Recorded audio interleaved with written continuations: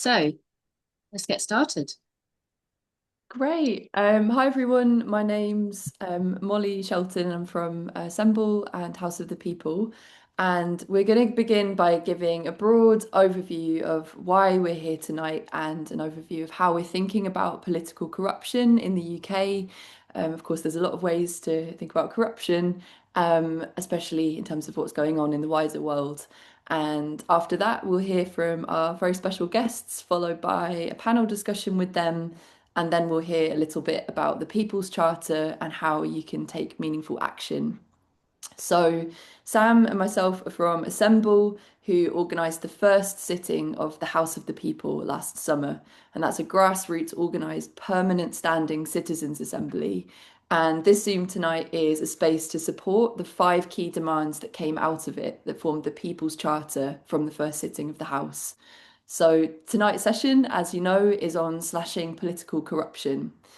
And what you might not know is that during the House of the People, which brought together almost 100 people who were demographically representative, a sample of the UK population, that 92% of those 100 participants voted on this demand to slash political corruption.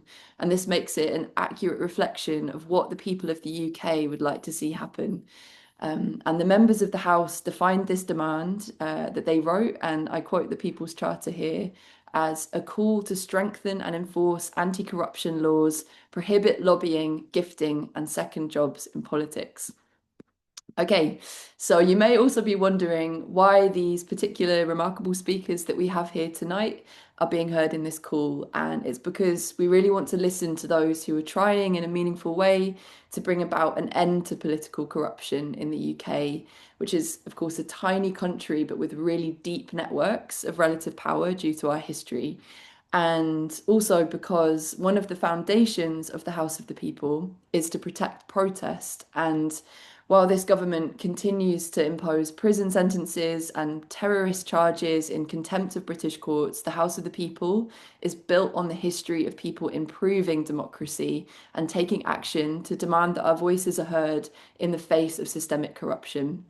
And 100 years ago, it was the Chartists and the suffragettes, and today it's all those brave enough to put their heads above the parapet in spite of the punishment or criticism that they face, those who are willing to speak truth to power against a corrupt system in support of truth, justice, and democracy, while this system is aiming to divide and rule us all. And we're very grateful to be graced by some of those perspectives tonight, alongside all of you that have come along to this call. Thanks very much. So I'm going to pass it back to Sam now to give us a bit more context. Thank, thanks so much, Molly. So the People's Charter delivers a stark warning. The vast majority of our society has completely lost faith in the political system. This isn't a vague feeling. It's backed by hard evidence. So a recent YouGov poll revealed that 12% of the UK population trust governments to put the nation's interests before their own. Only 12%. This should come as no surprise. The last general election saw voters' turnout of only 59%. So that's the second lowest the UK has witnessed in over a century. When nearly half of the country refuses to show up, it is because they see political establishment that has abandoned them. And there are many angles to look at corruption, but it's really not serving the people at this present moment. And institutional corruption plays a high percentage of hijacking our UK democracy at the moment. So, considering the explosive, let's look at the evidence. So, considering the explosive scandal that collapsed the heart of the government over the last 11 months, the disastrous amount of terrible things that are happening. We've got Peter Mandelson as the UK's ambassador in the US. Despite his toxic, well-documented ties to Jeffrey Epstein, Number 10 forced his appointment through, and the files exposed a horrifying reality. Mandelson and Prince Andrew operated as active assets, simultaneously trading British state secrets for private wealth. While Mandelson leaked sensitive information on bank bailouts, Prince Andrew abused his role as a trade convoy to feed confidential government documents to Epstein's network. In return, Mandelson was secured a multi-million-dollar corporate job offer, while Andrew gained direct pipeline offshore funding with luxury travel and all of the perks. Following intense public pressure, Starmer was forced to sack Mandelson. By February this year, the unredacted files went public, and Mandelson resigned in disgrace from the House of Lords and was arrested by the Met Police on suspicion of misconduct in the public office. Within days, Prince Andrew faced the exact same situation, which led to King Charles to strip him of his title and evict him from Windsor Castle. This systemic failure triggered a historic political crisis, taking down the Prime Minister, the Chief of Staff, the senior cabinet figures. And this is not a story of rogue individuals or a few bad apples. We're talking about, they are not one-off scandals as the media cycle may portray. It is an institutional corruption operating at the very peak of British power. So now we come to even this week, okay? But the rot does not stop with the Labour establishment, as of course corruption is not a series of isolated events. Look across at Nigel Farage and the Reform UK Party. This guy has 12-second jobs, earning himself an extra £1,000,000.8 on top of the £97,000 he gets paid for doing his job as an MP each year. No other politician comes even close to earning that kind of money. Farage has spectacularly resigned yesterday in Parliament, and of course is fleeing obviously the watchdog investigations into the £5 million personal gift that he received from Christopher Harborne, which is a Thailand British billionaire who provides roughly 2/3 of Reform UK's funding. So simultaneously, a second investigation is now underway on Farage, which is, not a surprise. And, it's because of, again, private security being funded and a luxury mansion next door to Buckingham Palace being used, and basically being bankrolled for a digital team to manufacture his image.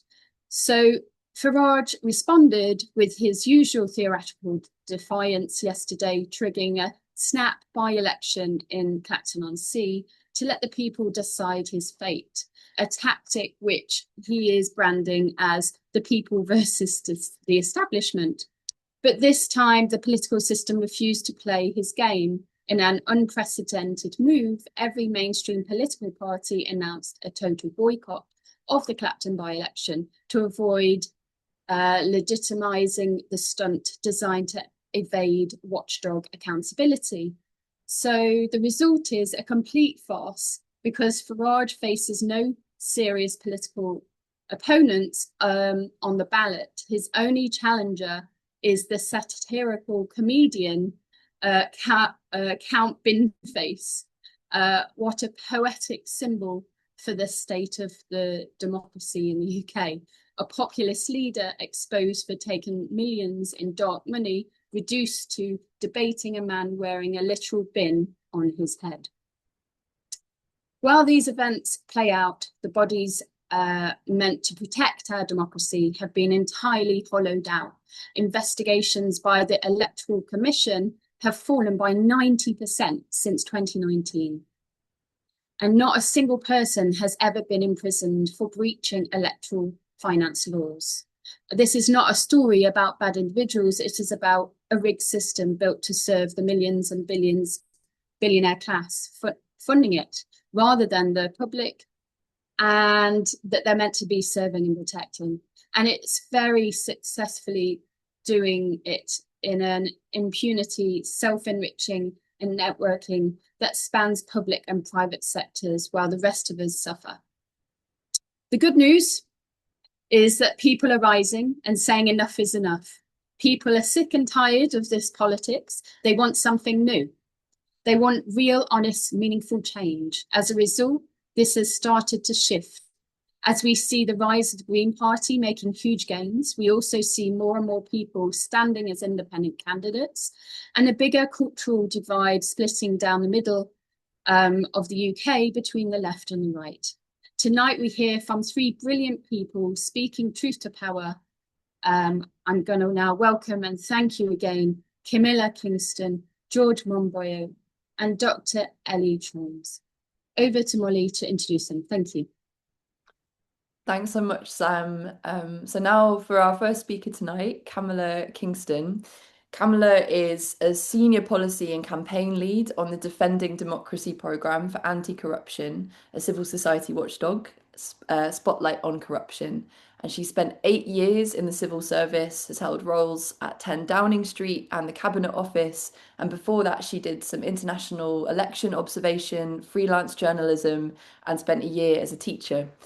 She studied human, social, and political sciences at the University of Cambridge and international relations at Leiden University in the Netherlands. Thanks so much for being with us. Over to you, Kamila. Thank you so much. I work for Spotlight on Corruption, and we campaign against corruption in the UK and wherever the UK has influence. And as Molly said, I would lead our Defending Democracy campaign. So I work on electoral and political integrity. So that's everything from sort of illicit electoral finance and campaign donation caps to lobbying reform and transparency rules. Before I joined Spotlight, I was a civil servant. And I will say I saw thousands of civil servants working really hard and being really honest, and loads of ministers doing the same. But I also saw quite a few things that really grated on me. This is public information. I'm not about to reveal state secrets. But there were two things in particular. The first was the Towns Fund, which I'm not sure if anyone remembers. It was a £3.6 billion fund as part of Boris Johnson's levelling up policy. And the idea was to give funding to towns that were sort of left behind, which, great idea in theory. And the government identified 45 towns to receive this money, and 39 out of those 45 towns were marginal Tory constituencies. And I just thought that was absolutely appalling. And one of my greatest contributions to public service was making sure that the Towns Fund didn't get any more money. And the second thing that really grated was the VIP lane for PPE, which you'll know was the fast track lane for companies that had special political contacts to get PPE contracts during COVID. And I think it's worth dwelling on the statistics that companies that applied through the VIP lane were 10 times more likely to get contracts, but they were also 3 times more likely to produce PPE that was unusable, and we paid 80% more for it. And again, I just thought that was horrifying. And I think what I learned through my time in government and through my time now as an anti-corruption campaigner is that we need 4 things. We need better transparency, by which I mean we need things like a really comprehensive lobbying register and more detail on who is lobbying the government. And I'm sure we'll talk more about that later. We need effective laws. So we need a really strong representation of the People Bill to manage electoral finance. And again, I'm sure we'll come to later. We need proper enforcement. So we need a really strong electoral commission. We need a really strong ethics and integrity commission, a statutory independent advisor on ministerial interests, ministerial standards. And fourthly, we need really good cultural change as well. We need the government to care about what people think, not just what's in the interest of corporations. And I think what I've found is that there are 2 main challenges to this. The first is political choices the government has made. So it has made a decision not to impose a personal donation cap. So though it will impose a donation cap on corporations, and that is a good thing, and credit to it for that. But it's not imposing a personal donation cap on individuals, which means that people like Christopher Harborne, the crypto billionaire, can donate £9 million to Reform UK. It means that Lord John Sainsbury can donate £10 million to the Conservatives. It means Lord David Sainsbury, there's obviously some family issue going on there, can donate £3 million to Labour. It's not just on the right. And it means that Musk can offer to donate 100 million to Restore Britain. And this was a conscious choice the government has made because they're afraid of messing up their own party finances. So that's the first challenge. The second challenge is then a lack of political will, which is, of course, not quite the same as a conscious political choice.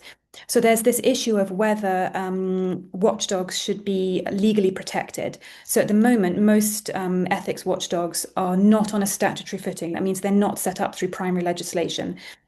They're just set up by the government, writing a paper, which means that the next government could just abolish them at the stroke of a pen. And the government has said to us that they do recognise that this is a problem and they do want to put regulators, ethics regulators, on a statutory footing, but they just, we've got other priorities. It's not really an issue right now. We haven't got time. So it's a lack of political will there, which is a real problem, could be a real problem in the next, say, 5 years. And the reason that I care about all of this, and it's in some ways stating the obvious, is because I care about democracy. And democracy is not just about elections, it's about the government making policy in the public interest. And when you see the government handing out contracts to its friends and handing out money to prospective voters, it's a sign that democracy is not working.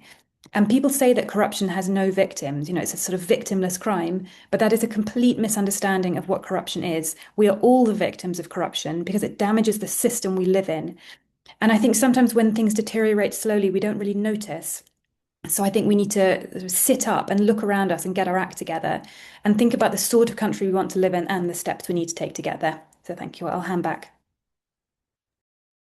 Wow, thank you so much for shining a light on the political choices and political will that we're living under, and your work to stop us being those victims of corruption. It's really eye-opening to hear those calls for transparency, effective laws, proper enforcement, cultural change, and I tend to agree, democracy is indeed not just about elections or indeed working right now. So thank you so much, Kamila. Moving right on, I'd like to now welcome our next speaker tonight, Guardian columnist, author, political activist, and one of the UK's most widely read critics of corporate power and political capture, George Monbiot. For over 2 decades, George has spent his career documenting the ways private money captures public institutions, and his recent writing argues that no amount of tinkering with disclosure rules will fix the problem. The only real solution is to remove private money from politics entirely. So over to you, George. Thanks very much, Molly, and lovely to see you all tonight. First of all, I'd just like to say that I totally endorse everything that Kamila said, and she gave a brilliant presentation. Thank you so much for that, and real clarity, which is exactly what we need. And the timing of this could not be better. I mean, here we have a corruption scandal, an outrageous, outright corruption scandal, leading to a by-election in which there will be only 2 candidates, one of whom is a total comedian without any proper manifesto, and he'll be facing off against Count Binface. So we urgently need to get a grip on this political funding system and the outcomes which it creates. Now, what I see happening is that as economic inequality has boomed, and we see a very small number of people harvesting a phenomenal amount of the wealth which society as a whole generates, or indeed ripping that wealth out of the natural world and sticking it into their own pockets, that economic inequality is matched by political inequality. They want to be as powerful in the political realm as they are in the economic realm. And that's what you call an oligarch, someone who translates their economic power into political power.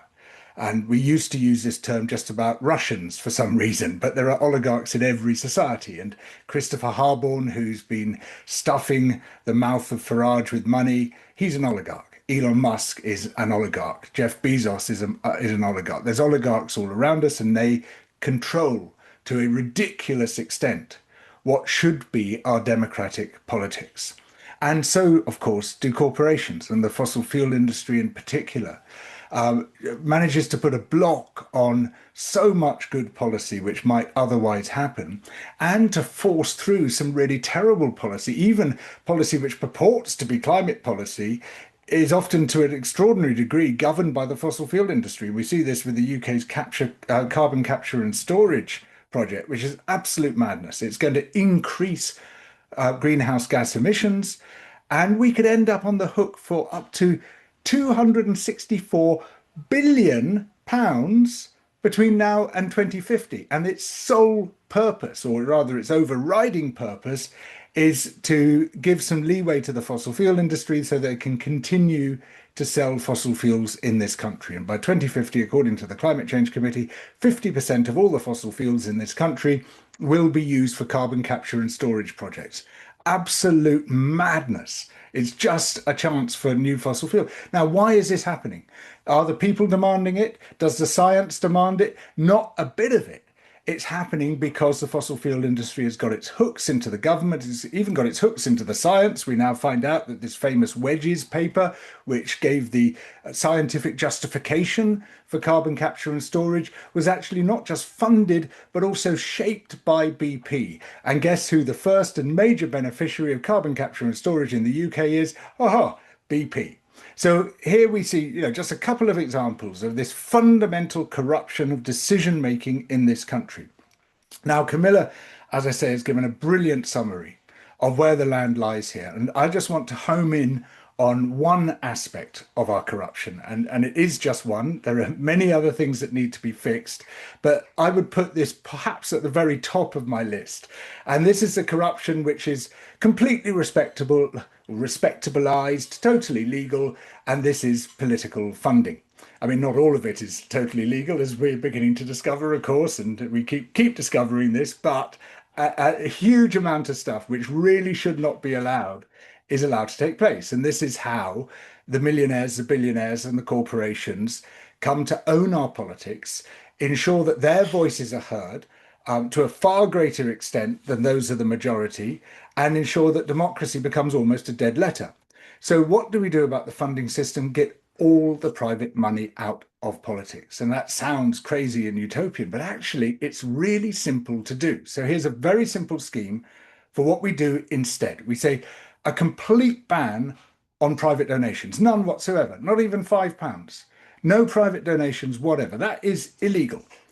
The way parties are funded will be that every party, and independents incidentally can have a sort of shadow system very similar to it in the form of backers, but every party can attract members who pay exactly the same fee regardless of the party, say £25 for your annual membership fee.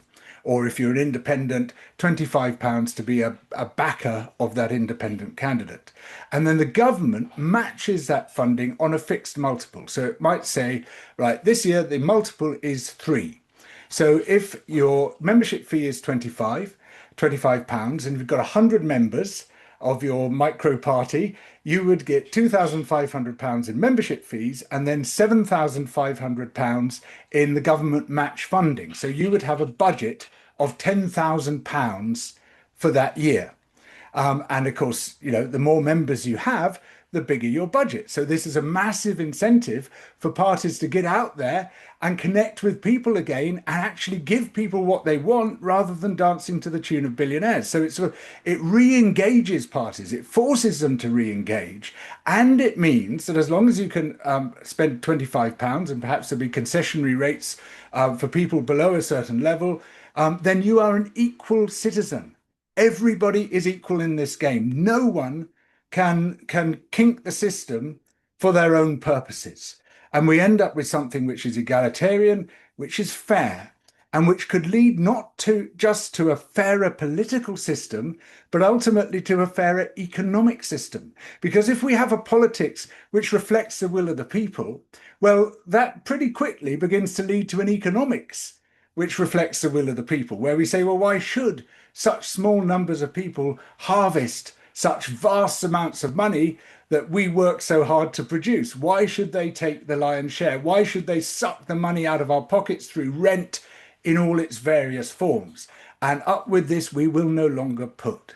So my feeling is that if we had a genuinely fair, genuinely egalitarian funding model, it would transform not just democracy, but every aspect of our lives.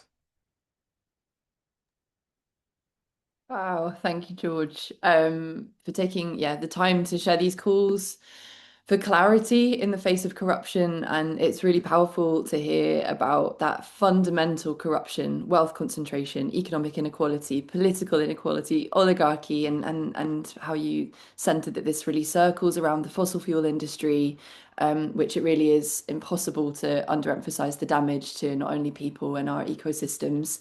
And really hearing that call for a fairer political economic system. Interested to hear more about that ban on private donations, and towards a system that is paid for us by us, to enact the will of the people. So thank you very much. For our final speaker tonight, before we move on to hear more about what we can all do together, I can see some eager messages in the chat. What can we do? I'd like to welcome Dr. Ellie Chowns. Ellie is a British Green Party politician, serving as a Member of Parliament for North Hertfordshire since 2024. And she's also held the role of Westminster Leader for the Green Party in the House of the Commons. And before that, Ellie served as a member of the European Parliament for the West Midlands. But Ellie is not only a politician. In October 2019, she was arrested in Trafalgar Square defending the rights of nature and humanity with Extinction Rebellion. And being an MP, Ellie has a front row seat in the House of Parliament every day, giving her a very unique first-hand perspective on political corruption. So over to you, Ellie. Thank you very much.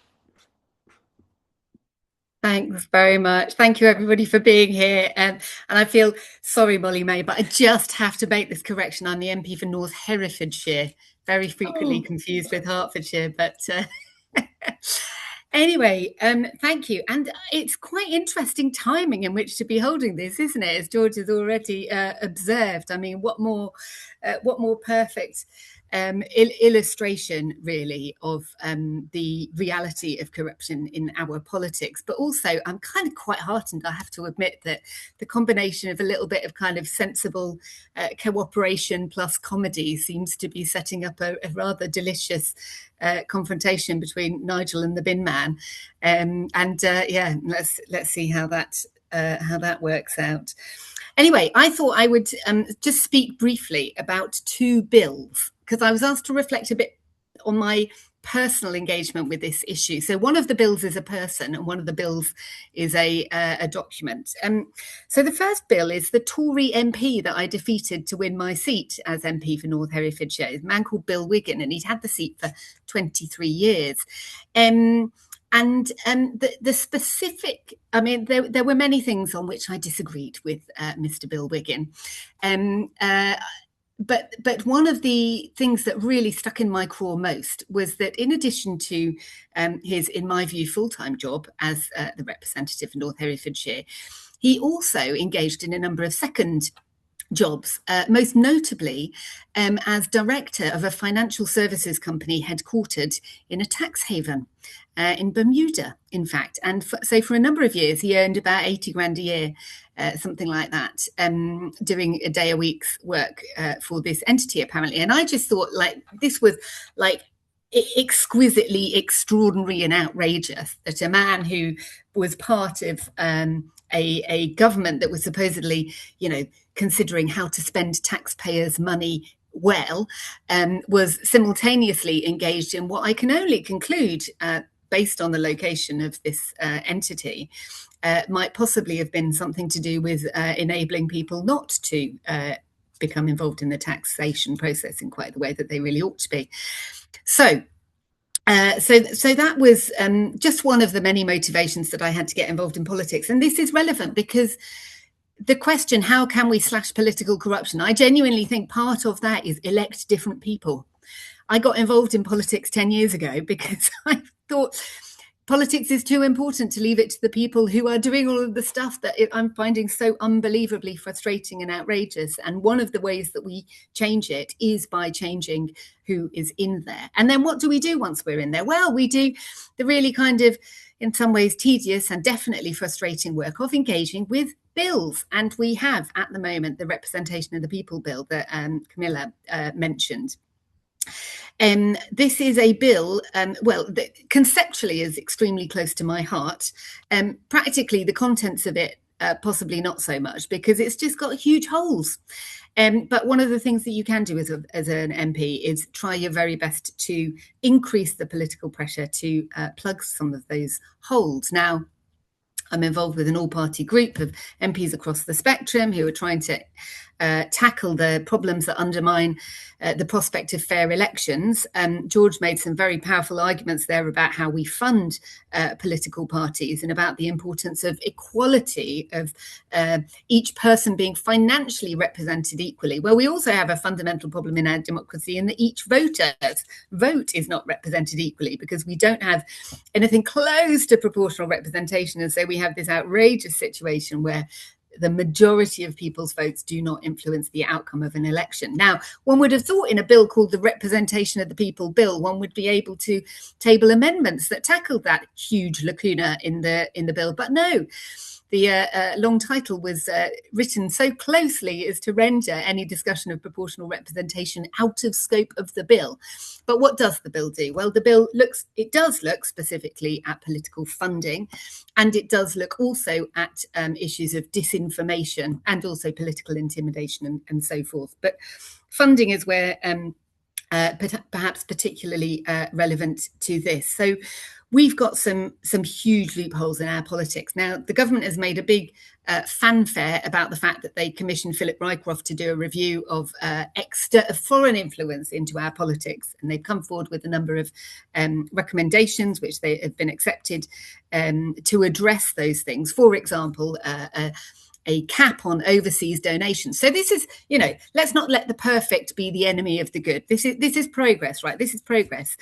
Theoretically, it would mean that people like the aforementioned Christopher Harborne couldn't donate £9 million in a year. But oh goodness, what happens? Well, suddenly Mr. Harborne decides that perhaps he'll be a resident of the UK after all, thus getting around the entire purpose of this. And so now the government is left scrabbling to kind of try and retrospectively kind of retrofit all sorts of other little bits of wording onto it to try and get around it.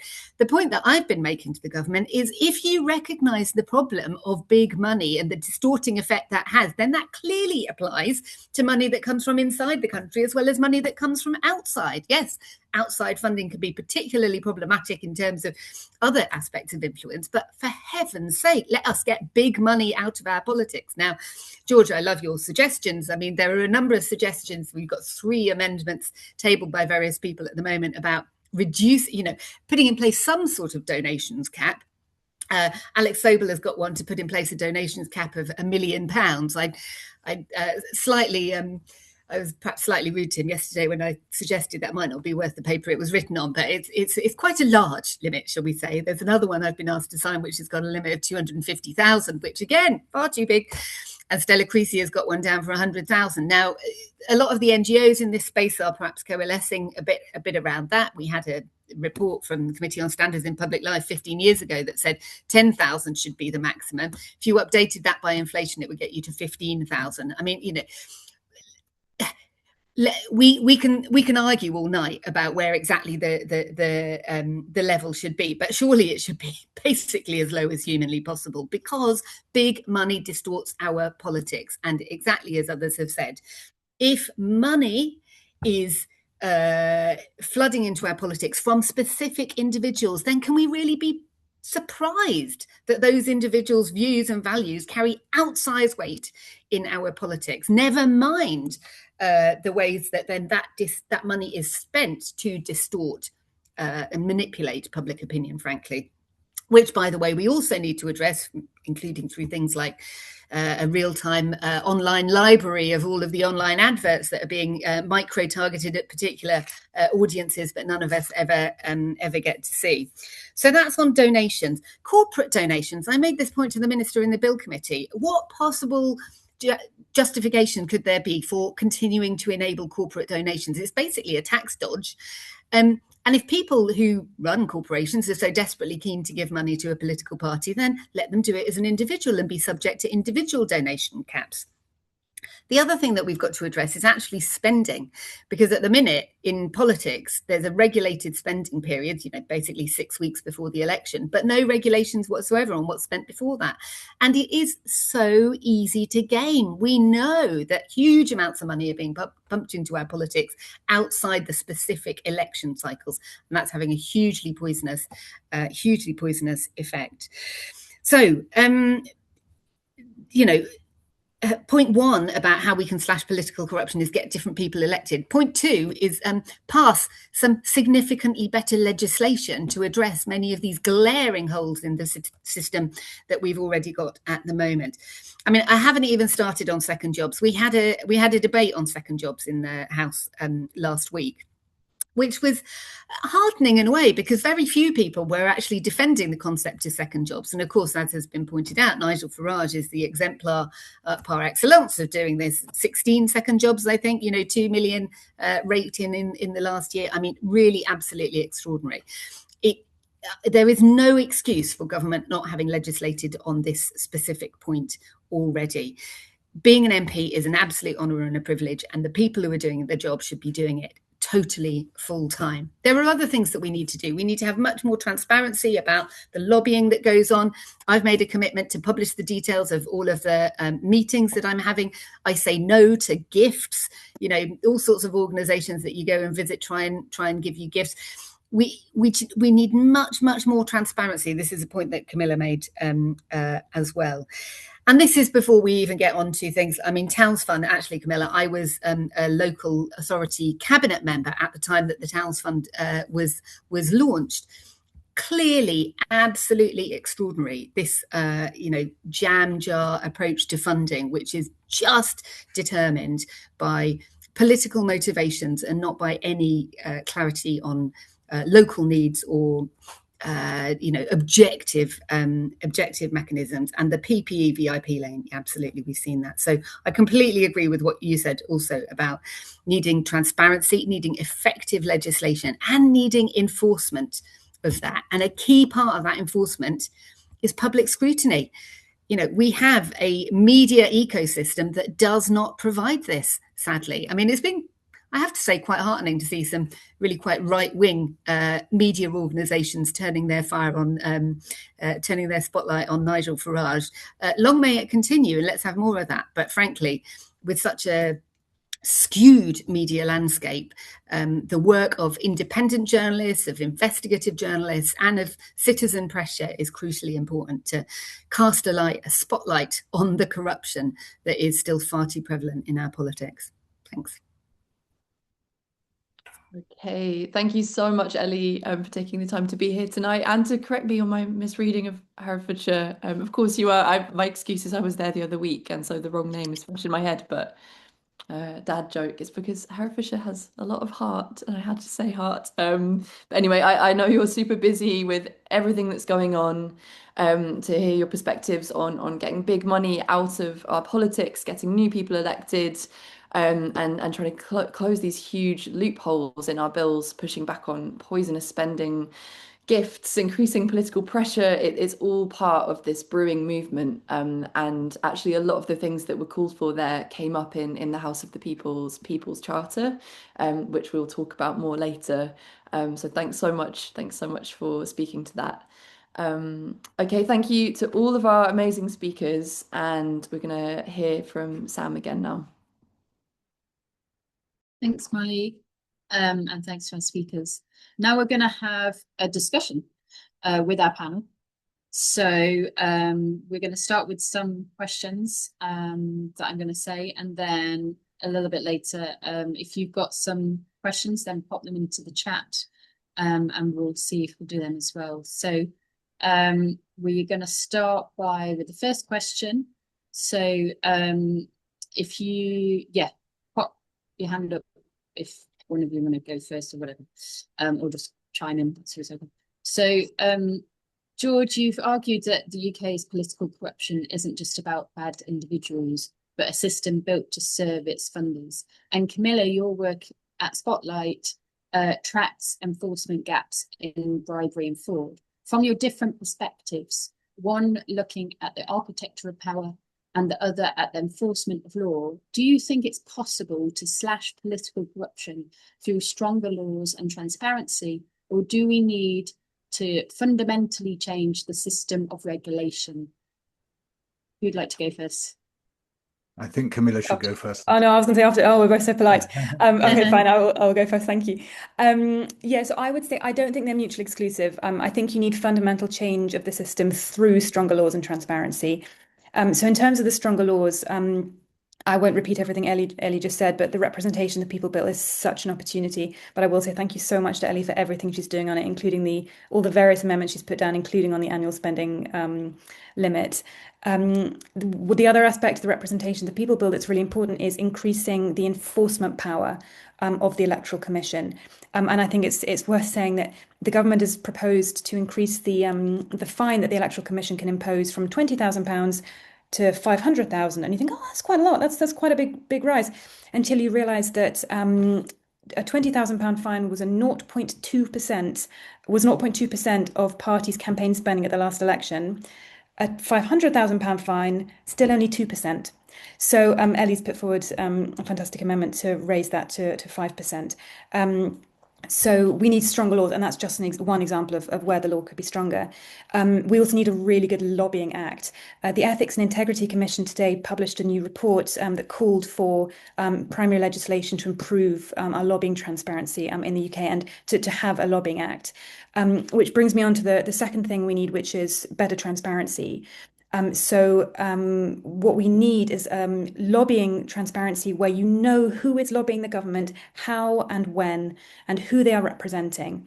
The Ethics and Integrity Commission has proposed having a single, what you might call a single transparency register, that brings together the lobbying register with government transparency releases. So in other words, lobbyists would put in who they are, who they're representing, how they're funded, what they're lobbying for. And then on the other side, the government would put in who they've met, what the purpose of the meeting was, who was at the meeting. And then the public could see what all these meetings are, who's having them, and what they're discussing. And we really, really need that. And if you look at other countries have that. And we're going to talk more about that later, I think. So we need stronger laws, better transparency, but we also, as I think I said before, we need cultural change. And what we need is fair access. We need the public and civil society and trade unions and other not-for-profits to have fair access to government, so that it's not just the same corporations being heard over and over again. And in order to do that, the government needs to do things like run more inclusive consultations. It needs to use innovative participation mechanisms like citizens' assemblies. It needs to reach out to underrepresented voices. There are so many things the government can do. So I think that by doing all of these things, you are fundamentally changing the system through stronger laws, transparency, and cultural change. Thank you. Yes, I very much endorse everything Kamila said there, and also her thanks to Ellie for the sterling work that she's been doing in Parliament, and for a great talk just now. So thanks so much, Ellie, for all that brilliant work. So one thing I'd say as a general observation is that there's two kinds of deregulation that have been happening in this country. One is the overt deregulation, which slashes laws and we're cutting red tape. Look, and it's wonderful. And of course, what they mean by red tape is normally public protections, and they're doing so on behalf of the rich and powerful. But then there's a deregulation by stealth, where they're cutting the capacity for monitoring and enforcement. And we've seen this massively with the Electoral Commission, which is hugely underfunded. Same with the Environment Agency, same with Natural England, same with the Health and Safety Executive, same with the Competition Commission, same with the Serious Fraud Office. You know, wherever you look, you see this same issue, that the laws might remain on the statute book. In principle, they haven't removed those laws, they haven't deregulated, but there's absolutely no capacity for monitoring and enforcing the application of those laws. And the case I know best is the Environment Agency. You know, and it sounds like a diversion from what we're talking about, but actually it's totally the same issue here, where you know, they can't go out and look at what's going into our rivers anymore, because they've had their cars taken away, because they've had their budgets taken away. So they're told instead to do desk-based inspections. Oh God, there's some chewing gum on the underside of my desk. That's outrageous. Something should be done. I mean, it is farcical. And what it means is that the water companies send them their data, and say, here's how good we are. Can we get a tick? And they say, yes, tick. And that's the only monitoring there is.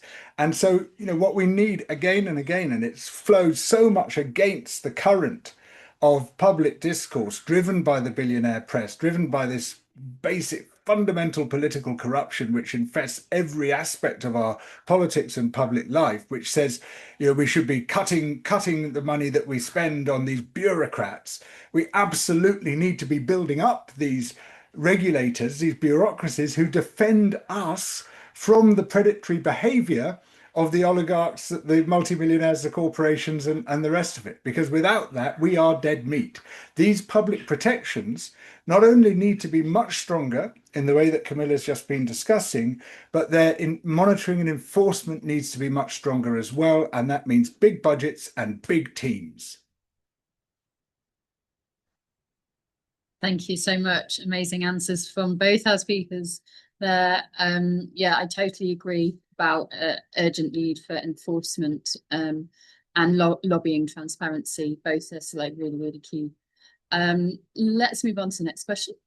A key demand from the House of the People is to ban second jobs for MPs and corporate gifting, as we know.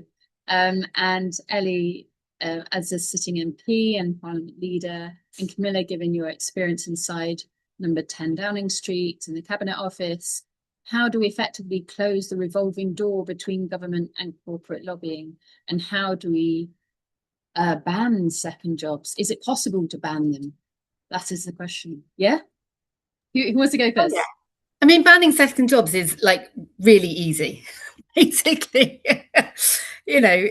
we could have the legislation through straight away. It's really straightforward. Of course, enforcement, right? If then people are hiding the stuff that they do, but we've all got to do tax returns, and there's an existing structure in place for looking at these things, and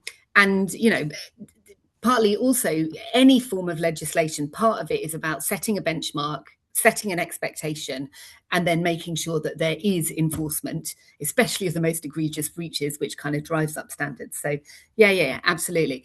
The revolving door issue is a bit different, right? Because the revolving door issue is more complex. There already are theoretically mechanisms in place to ensure that people who've been in sort of politically exposed positions have to sort of get approval from I forget the acronym of the body that does it, to check, if you're going to go, and if you've been a senior civil servant in the Ministry of Defence and then say, oh, hey presto, you've been offered this fantastic board position on the board of an arms supplier that you just happened to have been advising for the last couple of years.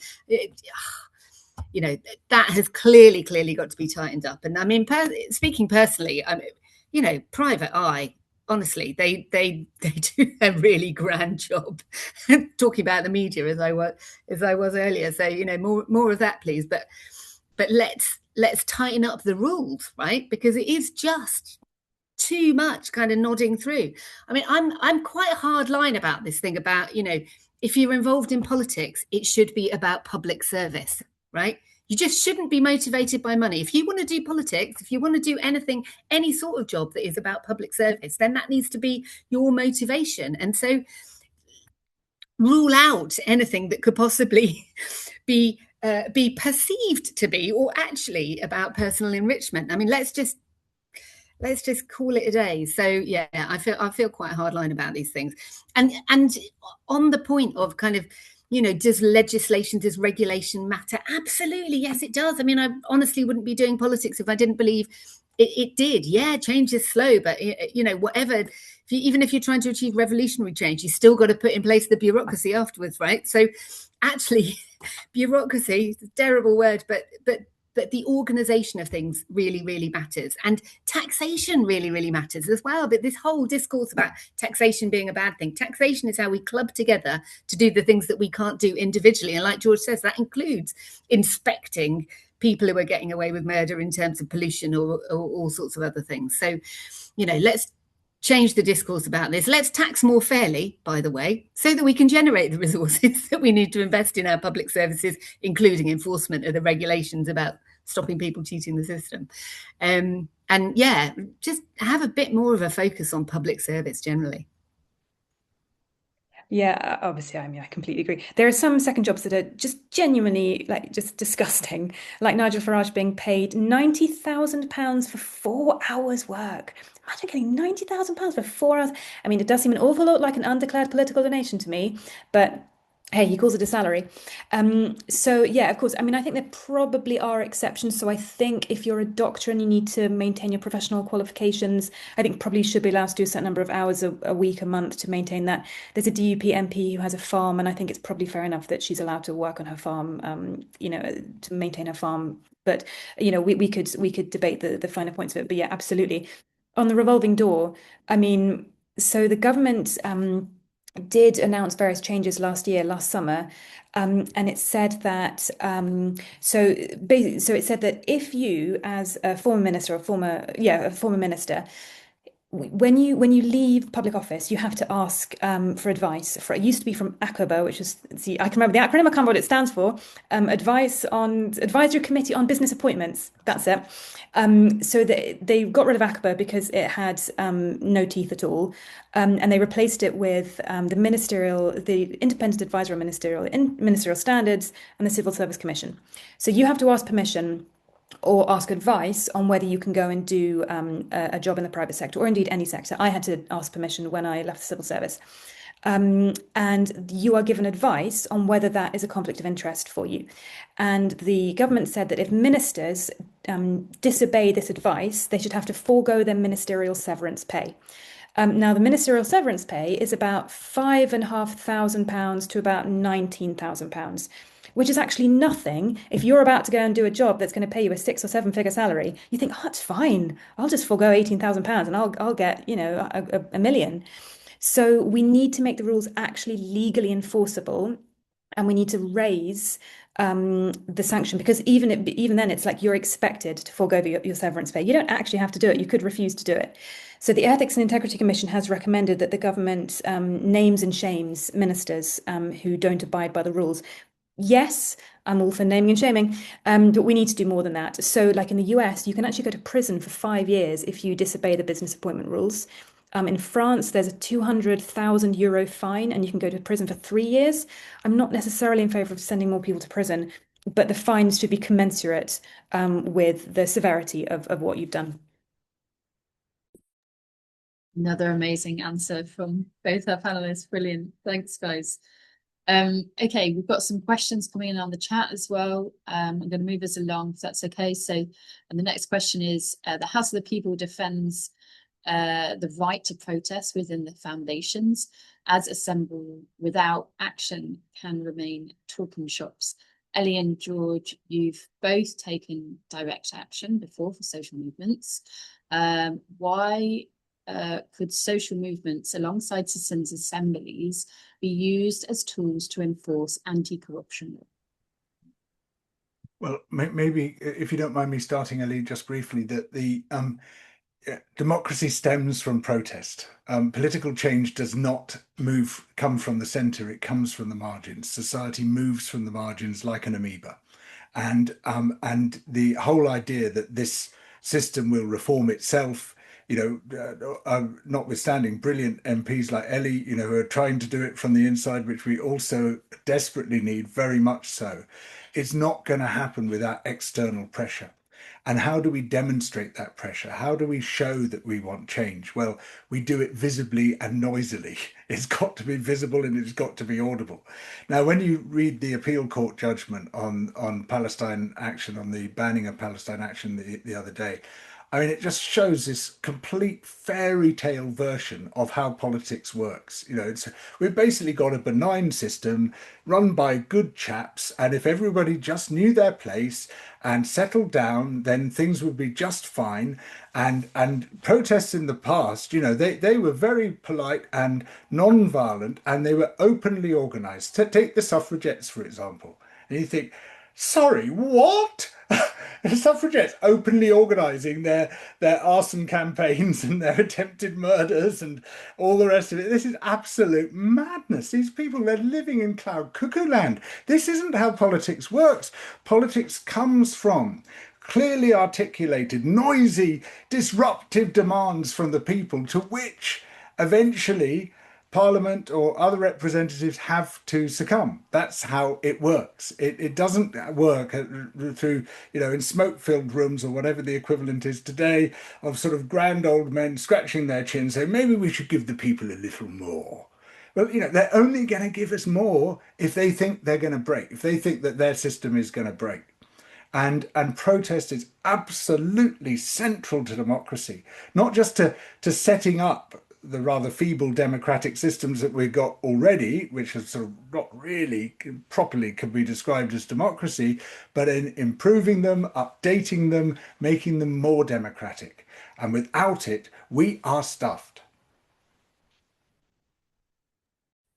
Thank you, George. Ellie, do you want to comment? Add anything? Yeah, I absolutely am very clearly on record defending the importance of non-violent protest as a mechanism of social change, and totally opposed to any form of violent protest. I want to be slightly controversial and disagree ever so slightly with George. And perhaps it's just a matter of emphasis, but I think of social change as a kind of ecosystem approach, for want of a better word, a kind of let a thousand flowers bloom. I think that there isn't one mechanism that is the only mechanism through which social change happens. And I think we can think of quite radical at their time social changes that happened partly because individuals, in positions of power sort of used that power for positive effect rather than it being a huge grassroots, noisy protest, hundreds of thousands of people on the street. I'm thinking of the decriminalisation of homosexuality in the UK, for example. And every movement has phases. It has, bits and pieces of change. It has times where there are loads of people on the streets and that is making change, creating the social pressure that does it. And then there are times when people are able to kind of be quite canny and sort of cunning and use mechanisms and quite strategic. And I think, those of us who are trying to achieve social change need to recognize the value of all of those different mechanisms. So yeah, we do need people on the street, but it's not the case that we can't change the culture of political corruption. And I don't want to say we have a culture of political corruption, right? We've also got to be more nuanced about it, more clear about identifying what are the mechanisms of corruption, who are the people that are particularly spearheading it. And we absolutely have ways of tackling that don't require us to mobilize hundreds of thousands of people to get out on the street. And I say that as somebody who spent decades getting out on the street and actually got a bit bored of it in the end, in the sense of feeling that spending all of these days going up to London and marching through the streets, and what good is any of it doing? And I personally decided to get involved in politics because I do feel that is a channel through which political change happens. So it's partly horses for courses and a recognition of the different channels and the ways that we need to cooperate and collaborate and work together and maximize the sort of synergy between those different channels of getting political change to happen. And some of it could be really techie, nerdy work behind the scenes about get this particular amendment through and this particular funding stream to this particular enforcer. And you might kind of cut off all sorts of ways of doing terrible things. And I mean, I could go in all sorts of directions. UN tax convention. This is a key thing that we need. We need to have people in rooms negotiating international tax conventions to try and tackle part of the problem of corruption and political corruption. So it's horses for courses, let a thousand flowers bloom, and each of us individually choose the mechanism that works best for us, and while having that really clear, for me, that absolute clear baseline of no violence. Can I largely agree with what Ellie says, and this might complement what she's saying, or it might slightly contradict it. But if you look at what happens to politics when it operates without sustained popular engagement and popular mobilization, even with the best will in the world, it tends not to go very well. If you take, for instance, Barack Obama, who was elected on the crest of a massive popular wave, huge popular mobilization. This is our guy, he's going to change things. And he used that enormous upsurge of popular enthusiasm to get elected, and used it very cleverly. Then as soon as he was in office, said, right, we don't need you guys anymore. We've got this. I'll sort this all out. And of course, achieved a fraction of the things he could have achieved because he didn't have that great wave of popular support behind him. If you compare that to Zoran Mamdani in New York, who's got a sort of permanent mobilization of the people of New York, of his supporters there, he's achieving pretty well everything he wants to achieve, including things which were just way out of the political box. You can't possibly do that, rent caps, for example, but he's able to do so because he's able constantly to point to this massive sustained popular support that he's got. So yes, two parts of an ecosystem, but they need each other. They can't operate in isolation from each other. They have to be meshed together.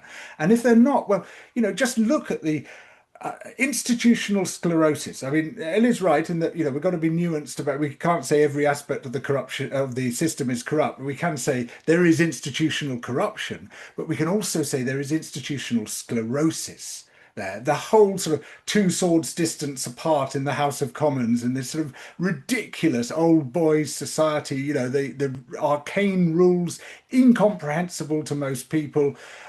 Even the symbol of Parliament. Let's look at the symbol of Parliament. Crown on top, absolute power. Over a portcullis, keep out, with chains on either side. When a system tells you what it is, believe it. Thank you so much, George. Okay, and Ellie, both of you, really interesting discussions. We are running out of time now, unfortunately. So we're not going to get through all our questions, but I'm going to give one out to the audience. I've got one here. I'm going to share that, and then we're going to come to an end of the discussion and move on to the final bit. So the last question, and it's from Jessica, and she says, can we also have think tank donators transparency? This is a suggestion going to George as he's done work on this. Yeah, yes, short answer is absolutely, we desperately need this because these aren't think tanks. I mean, I call them junk tanks. They're basically lobby groups which don't have to declare their funding. And the danger is with, new lobbying legislation can say, right, lobbyists have to register, lobbyists have to do this and that. But if you call yourself a think tank, well, maybe you can avoid that by just saying, well, we're people who sit down and think about things. We're these independent thinkers. We're kind of like academics. And of course, it's complete bollocks. That's not what they are at all.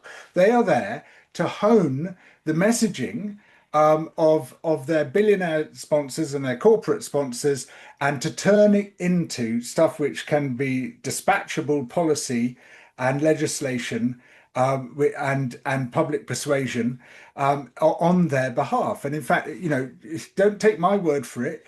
Take the word of Madsen Piri, who founded the Adam Smith Institute and was foolish enough to write an autobiography explaining how they do it. And only about 6 people read it, but I was one of them. And he said, every Saturday morning they would sit down with the Conservative leadership in the Cork and Bottle wine bar in West London, the Conservative leadership, leader writers from the Mail, the Telegraph and the Times, work out what that week's agenda was going to be, shape it around the demands being pushed through by the Adam Smith Institute and the Institute of Economic Affairs, which were being funded by all these gruesome interests, and then turn that into policy.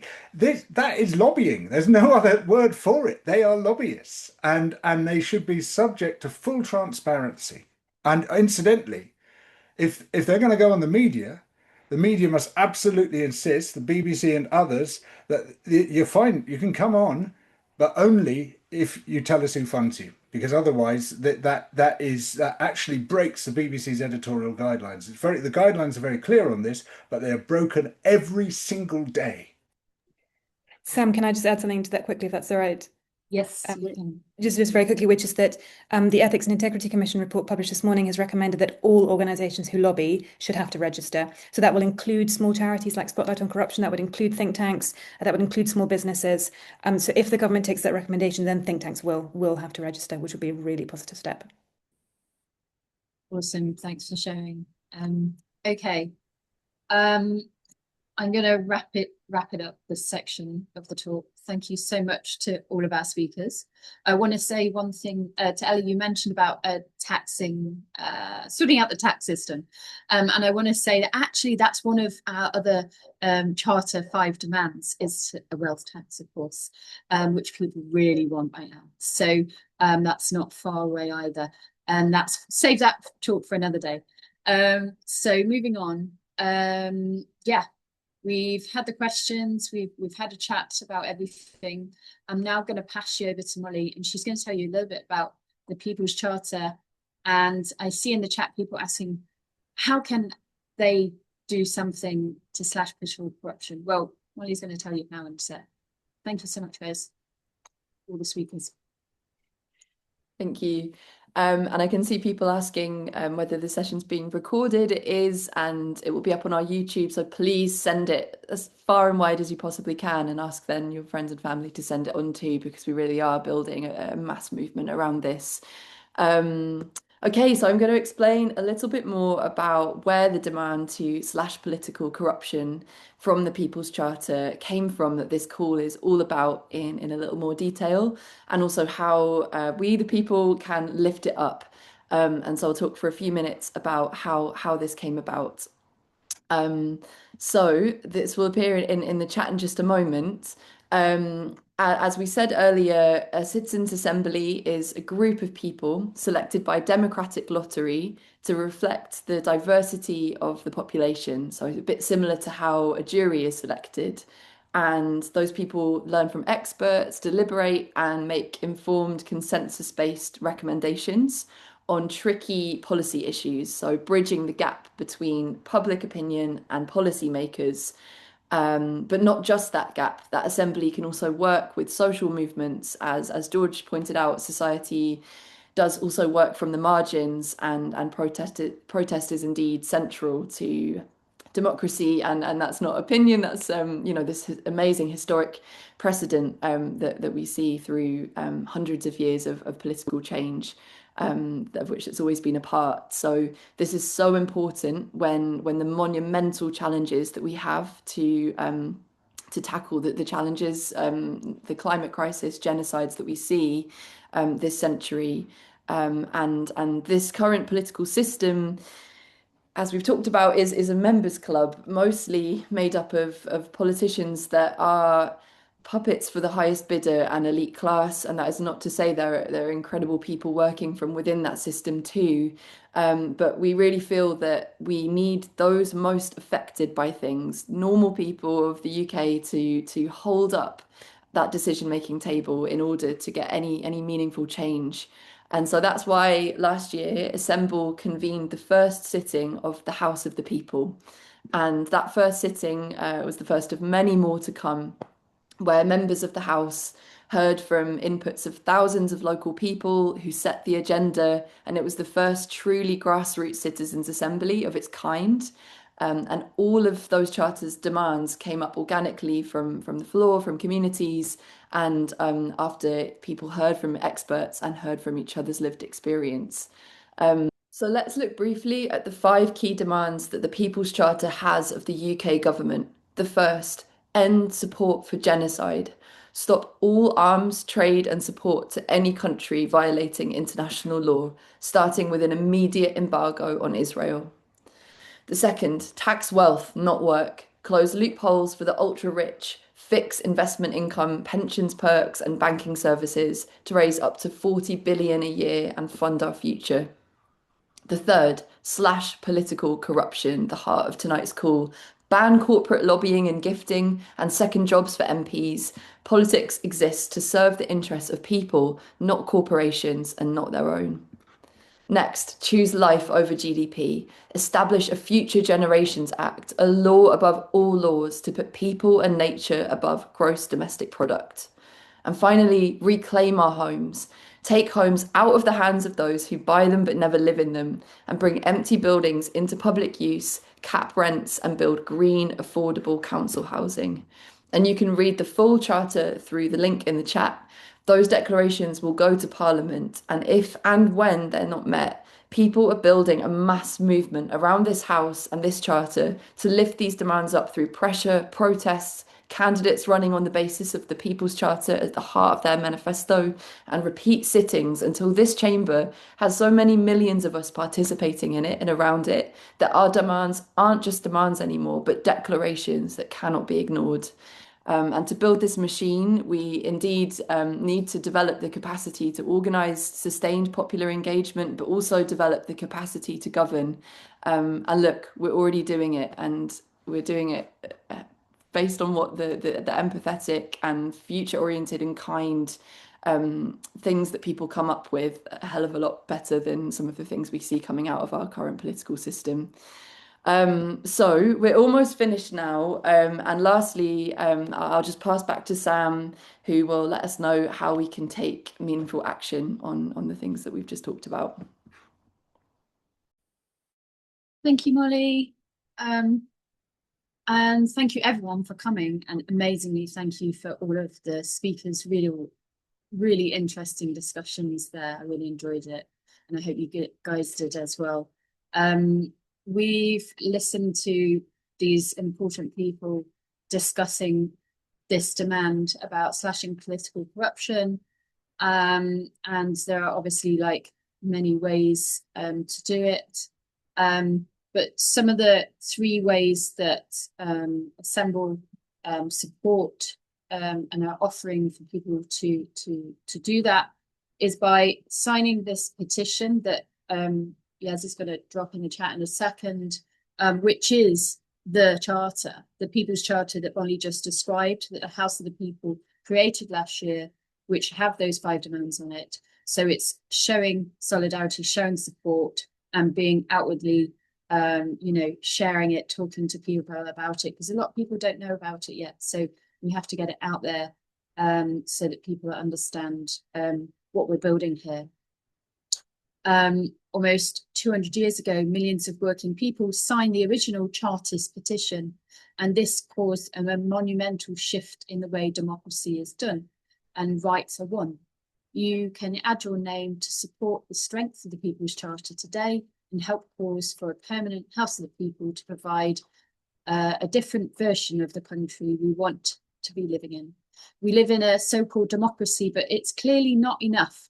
So we are building our own democratic institution, which Molly outlined, beyond consultation within the existing power structure. Click on the link now while it's in the chat, while we're all here, and get it signed, guys. It's really easy. It's a no-brainer. It doesn't cost you anything other than 2 seconds. And please share it, as I said, and show your support, put it on social media, etc., etc. So I'm just going to give you a couple of minutes to open it on your devices.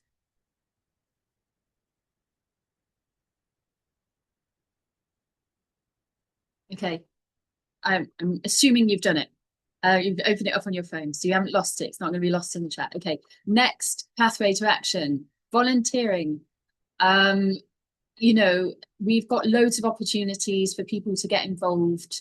And we've got a welcome call coming up on sometime next week, which you can get involved, find out more about the volunteer roles that we have. You can check on our website, got a page dedicated to those roles. We need mobilizers, we need facilitators, we need organizers, we need media people, whatever skill set you have. And even if you don't have those skills, we offer free trainings online every week. And you can see all those trainings on our website. But please come along to the welcome call, and then you can ask all your questions and find out, meet the community and find out more about how to get more involved. And then finally, the last pathway to action is obviously we're putting on the House of the People. We've got these sittings happening each year.